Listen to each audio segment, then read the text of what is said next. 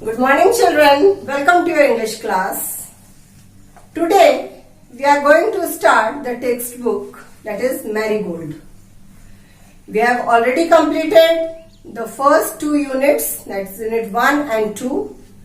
And today we are here again to start a new lesson from unit 3.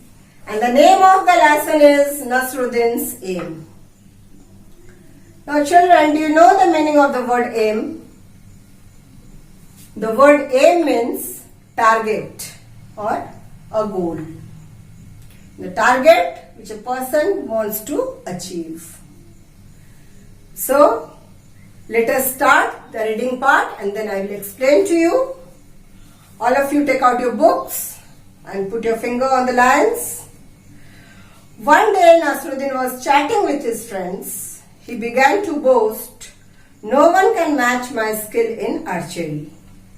I string the bow, take him, aim and shoot the arrow." Whoosh!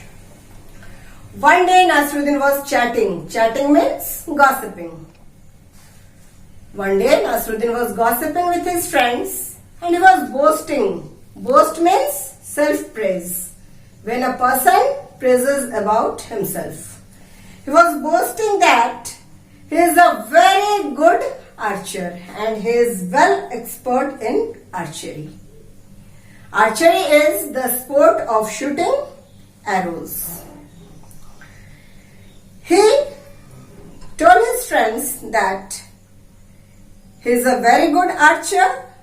Whenever he strings the bow, take aim and shoot the arrow, and the arrow is sure to hit the target. Hearing this, one of his friends immediately brought a bow and some arrows. Giving them to Nasruddin, he said, "Here Nasruddin, take this bow and arrows."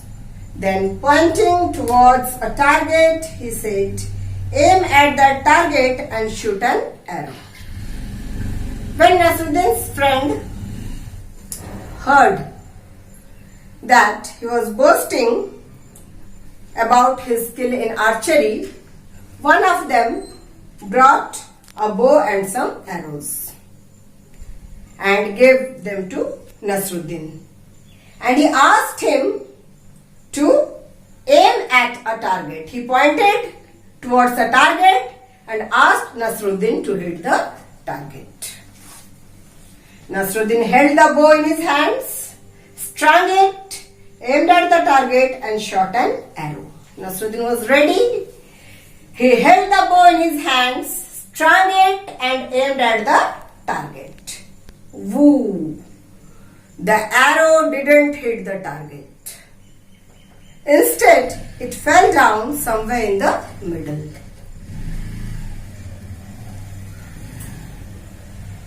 The arrow didn't hit the target and it fell down somewhere in the middle. Ha ha ha! His friends started laughing. They said, "Hey Nasruddin, is this your best aim?" Now his friends asked him that, "Oh, this was your aim? And you are thinking yourself skillful in this sport?" "Oh no, not at all," said Nasruddin, defending himself. Nasruddin said, No, he actually wanted to protect himself because he didn't want to put the blame on himself. And he said clearly to his friends that no, not at all. This was not my aim, it was Azad's aim. I just showed you how Azad shoots an arrow. Now see, here Azad is the name of Nasruddin's friend. And he told his friends that this was the way Azad shoots. This was not his way of shooting. Saying this, Nasruddin picked up another arrow. Once again, he strung the bow, aimed at the target and shot the arrow. Now, this was the second attempt. He strung the bow, aimed at the target. The target which was given by his friend, and he shot the arrow. This time the arrow fell a little further from where it had fallen before. And this time the arrow didn't hit the target and it fell from where it had fallen before a little further. Means the first time when Nasruddin hit the target, he was unsuccessful, and this time also he failed, and this time the arrow fell somewhere further from the previous attempt. But it certainly didn't hit the target. This time also Nasruddin failed to hit the target. They asked Nasruddin, and this must be how you shoot an arrow. Now, this was the question raised by Nasruddin's friend. All of them came to know that Nasruddin was just boasting. He was not an expert in this. They asked him, "This is your way of shooting an arrow." Now, what was Nasruddin's answer? "Of course not," argued Nasruddin. "Even this aim was not mine. It was the chief guard's aim." Now Nasruddin told that even this attempt taken by me was not mine. The aim was not mine. This was the chief guard's aim. Now somebody remarked, "Well, now he's next on the list." One of his friends now commented, "Nasruddin, now who is next on the list? It means whom you are going to blame next." Hearing this, all the friends burst out laughing. All of them started laughing at Nasruddin because he was making a fun of himself. Though he was not skillful, he boasted that he is an expert archer. Nasruddin didn't say a word. He quietly picked up one more arrow and again.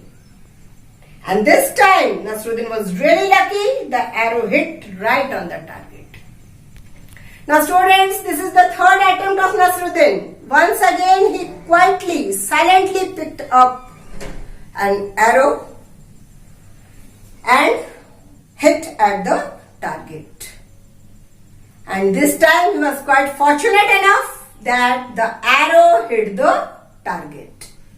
And Nasruddin was successful in this attempt. Everybody stared at Nasruddin, their mouths agape in amazement. All his friends looked fixed at Nasruddin and their mouths were wide open in surprise. All of them were surprised by this act of Nasruddin because this time he was successful. The arrow had hit the target. Now, before anyone could say anything, Nasruddin said triumphantly. Triumphantly means showing joy at victory. This time Nasruddin was successful in hitting the target, and so he was very much happy at his own victory, and he said to his friends, "Did you see that? It was my aim." It means the last attempt was of mine. So children, what is the moral behind this story? The moral is, talkers are never good doers. We should not boast anything about ourselves. So you can see the spellings also.